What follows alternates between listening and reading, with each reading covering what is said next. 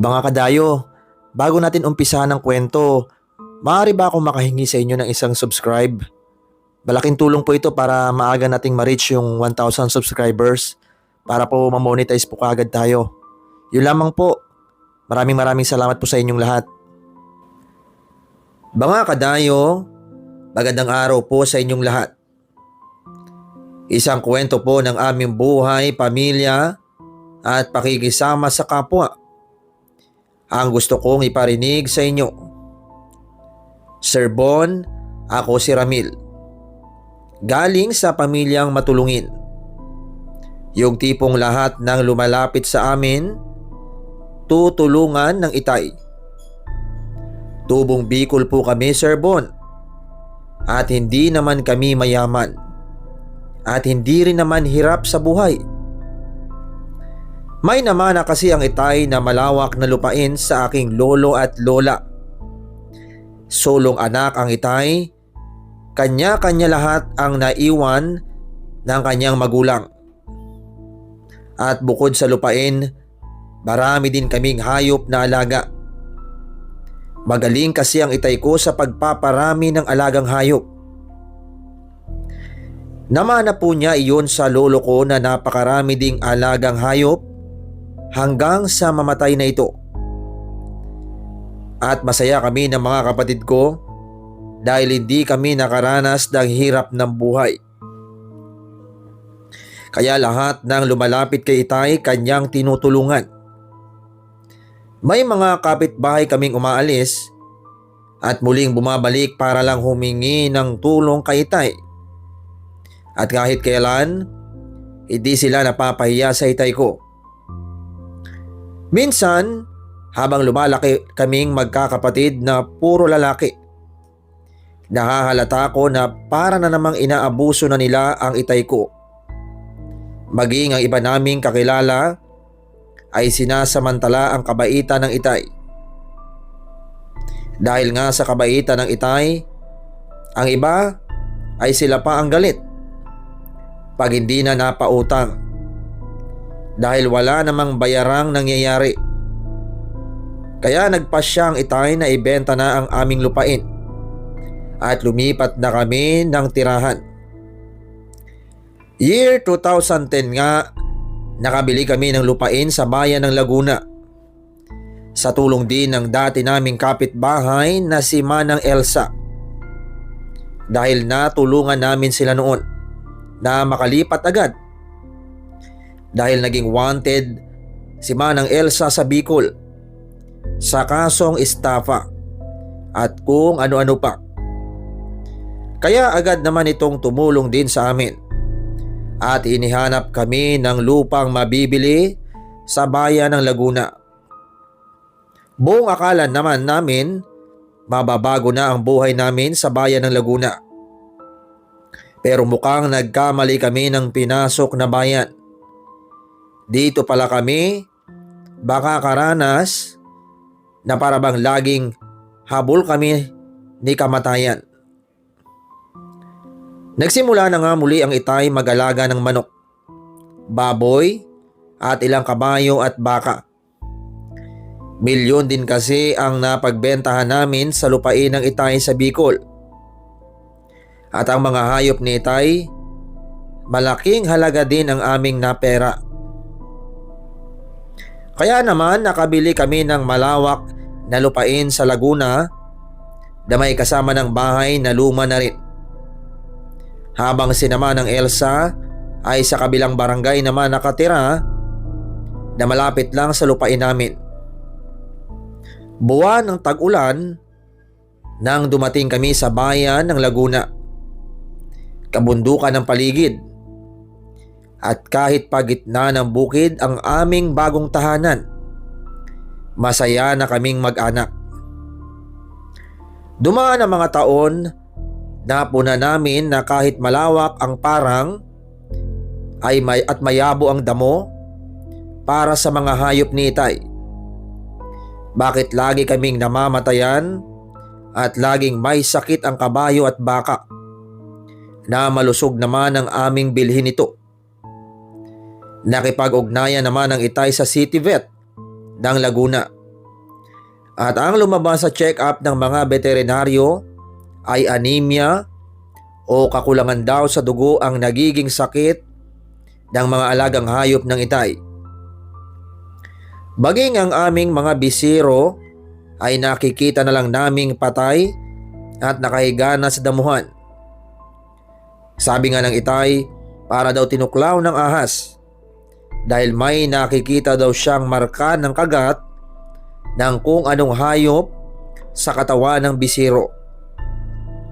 Nanlumo ang Itay dahil taon-taon ilang alaga niyang hayop ang namamatay. Malaki na ang nalulugi sa amin. Kaya tumutok na lang kami sa babuyan at manukan. Ang napuna lang namin buhat ng hindi na kami namili ng hayop ay laging nasa bahay namin ang manang Elsa. Lagi nitong pinipilit ang Itay na mamili na muli ng hayop at namimili talaga ang manang Elsa na para bang galit pa ito. Dahil nga hindi na nag-alaga ng baka at kabayo ang Itay. At yun ang ipinagtataka namin kung bakit namimilit ito. Hindi na lang namin binigyang pansin si manang Elsa at inisip na lang ng Itay baka concern lang ito sa amin. Nag-aaral kaming magkakapatid noon at ang naiwan lang sa bahay ay ang inay at Itay. At halos araw-araw nakikita naming magkakapatid na si manang Elsa ay laging ang nasa bahay namin. Sinabi ko kay Itay na parang may mali yata. Bilang panganay sa 4 na magkakapatid at lahat kami lalaki. Nag-aalala ako para sa aking magulang. Ayaw ko kasi na may makakaaway na naman sila. Ayaw na namin bumalik sa dati. Kagaya ng nangyari sa Bicol. Dahil nga mabait at matulungin ang magulang ko sa kapwa, ay inabuso sila. Isang araw nga pag-uwi ko galing school, nadatnan ko si manang Elsa sa loob ng aming pigiri at wala doon ang Itay at may binibili daw sa bayan. Tinanong ko ito ng may paggalang at sinabi kong bakit halos araw-araw siya ay nasa bahay namin at nag-aano ito sa aming babuyan gayong hapon na. Ang sagot nito, masama daw ba? Ang sagot ko naman ay nakakairita kasi. At bakit nagagalit siya sa Itay ko? Dahil itinigil na namin ang pag-aalaga ng kabayo at baka. Lalo namang hindi ko nagustuhan ang sagot nito sa akin, Sir Bon. Tanga daw kasi ang tatay ko. Mas malaki daw ang kitaan sa baka at kabayo kesa sa pigiri. At hindi daw namin ginagamit ang aming utak. Dahil sayang daw ang malawak naming lupain. Nagalit ako, Sir Bon. At sinabi kong wala na siyang pakialam sa aming mga desisyon. At huwag niyang sasabihang tanga ang aking ama. Dahil hindi kami nakuha ng ikabubuhay sa kanila. Lisik ang mata nitong umalis. At alam kong nagalit ito sa akin. Kinausap ko agad ang magulang ko at bilang panganay na anak, pinaiiwas ko na sila kay manang Elsa. Pero Sir Bon, napakabait talaga ng magulang ko. At sinabing hayaan na lang daw si manang Elsa. Ganyan lagi sila. Ayaw lumaban. Kahit nasa tama naman kami. Pero kaming magkakapatid hindi napapayag na apihin na naman at utuin ng ibang tao ang magulang namin. Kaya ako nagalit kay manang Elsa. At umiiwas man ako sa kanya, lagi naman akong nakamonitor oras na sa bahay ang matanda. Hanggang isang araw, Sir Bon, paglabas ko galing school, nasa bahay na naman namin si manang Elsa. Kasama pa ang 2 anak na lalaki na halos kaedad ko lang. Kumakain sila at pinaglilingkuran pa ng inay na para bang waitress sa restaurant ang inay ko. Agad kong kinausap ang inay at sinabi kong bakit kasama pa ang mga anak at bakit parang kami pa ang laging makikisama sa kanila. Gayong ang dami na naming naitulong sa kanila. Ang paliwanag ng inay ko, nakiusap daw na pabili ng isang baboy si Manang Elsa. Bibinyagan daw ang apo nito. At kaya kasama ang anak ay sila ang magdadala ng baboy. Naabutan daw silang kumakain at alangan daw namang hindi nila alukin. Pinaramdam ko talaga sa mag-iina na hindi na tama ang kanilang pang-aabuso sa magulang ko. At lalo kong nagalit dahil wala palang bayad ang baboy at pumayag na naman ang itay ko. Pumasok ako sa kwarto at nakikiramdam kung umalis na ba ang mag-iina. Nang tahimik na, dahan-dahan akong umalis at nagtungo sa babuyan namin. Laking gulat ko nang madatnan ko ang isang anak ni Manang Elsa sa tabi ng baboy naming inahin. Agad ko itong sinita at sinabing anong ginagawa niya doon. Bakit hindi pa ito umuwi sa bahay nila? At bakit hawak dito ang baboy namin? Doon ako nakaramdam ng kakaiba dahil tumitig lang ito sa akin at ngumiti ng nakakaloko. Saka umalis na parang may sira sa ulo at tumakbo papalayo. Buhat nga noon humina na ang katawan ng baboy naming inahin at hindi na ito nanganak muli. Napuna pa namin na tuwing umaga parang may bakas ng paa ng tao sa palibot ng aming pigiri. Habang kumakain nga kami ng hapunan, kinausap ko ang magulang ko at sinabi kong may mali talaga. Sinabi naman ng tatay ko na susubukan nga niya na magbantay magdamag kung may lumapit nga ba sa aming babuyan. At tama nga ang kutob ko. Nang gabing yun, ginising ako ng tatay ko dahil may naglalakad daw sa likuran ng bahay namin. Nagkataon naman na wala kaming alagang aso, kaya hindi namin alam kung may tao ba sa paligid. Sinubukan nga namin ang itay at isa ko pang kapatid na lumabas at dahan-dahan kaming sumilip sa aming babuyan. At nanlaki ang mata namin dahil may lalaking nasa tabi ng mga baboy namin at parang may ginagawa itong hindi namin maunawaan. Sinigawan ko ang lalaki at tinutukan ng flashlight. Hindi ako pwedeng magkamali. Anak ito ni Manang Elsa. Anong ginagawa ng anak ni Manang Elsa? Tanong ko kay itay. At nang lapitan namin ito, duguan ang muka at tumatakbo na ito ng napakabilis. Sinabi ni itay parang kinakagat nito ang baboy namin. At kung tama ang aming hinala, sinisip-sip nito ang dugo ng baboy namin. Naisip ko pa ang mga alaga naming kabayo at baka noon. Tiyak ako na sila ang may gawa. Kaya nauubos ang dugo ng mga alaga namin at kaya namamatay. Nangilabot naman kaming magkakapatid at sinabi ko kay itay na naabutan ko na rin ang lalaking yun. Ilang beses na rin sa tabi ng inahing baboy namin. At parang may kakaiba sa kanya. Kaya sinabi ko kay itay, susubukan naming puntahan ang bahay ni Manang Elsa at sabihin ang aming nakita. Pero tumanggi ang aking ama at sinabing delikado na at hating gabi na. Kaya kinabukasan na nga kami pupunta at hindi na namin sinabi kay inay ang aming nasaksihan at baka matakot pa ito. Kinabukasan nga, malayo pa lang kami, sinalubong na kami ni Manang Elsa at sinabing walang tao sa bahay nila at papunta siya ng bayan. Sinabi ng itay kay Manang Elsa ang aming nakita at kita ko sa mukha ni Manang Elsa ang pagkabalisa nito.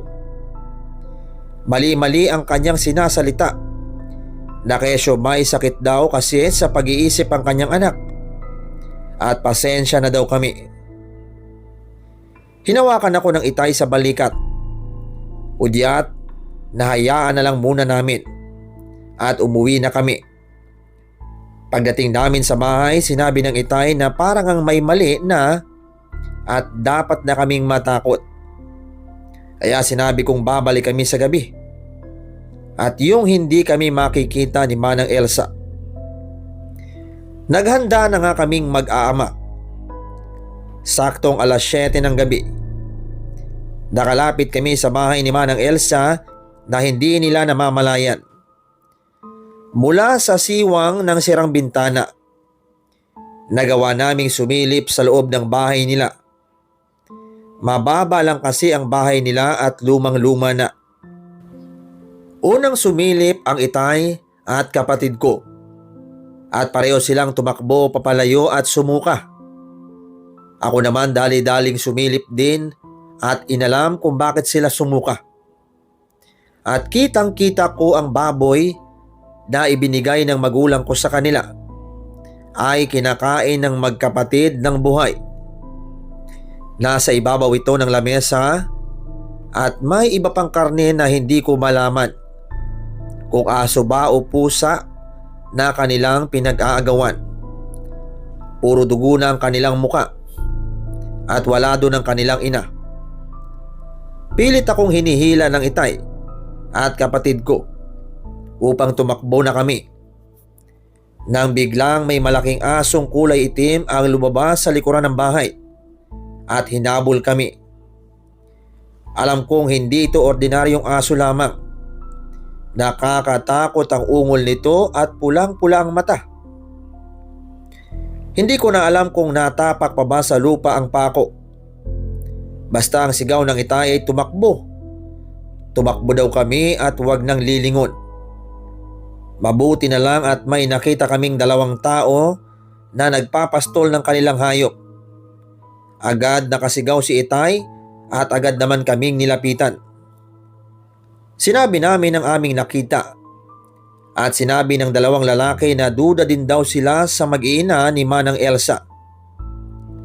Nagakit sila na mag-report kami sa pulis at sinamahan nila kami sa tanod at tumawag sila ng pulis. Binalikan namin ang bahay ni Manang Elsa at nadatnan pa ng mga pulis ang mga karne sa ibabaw ng kanilang lamesa.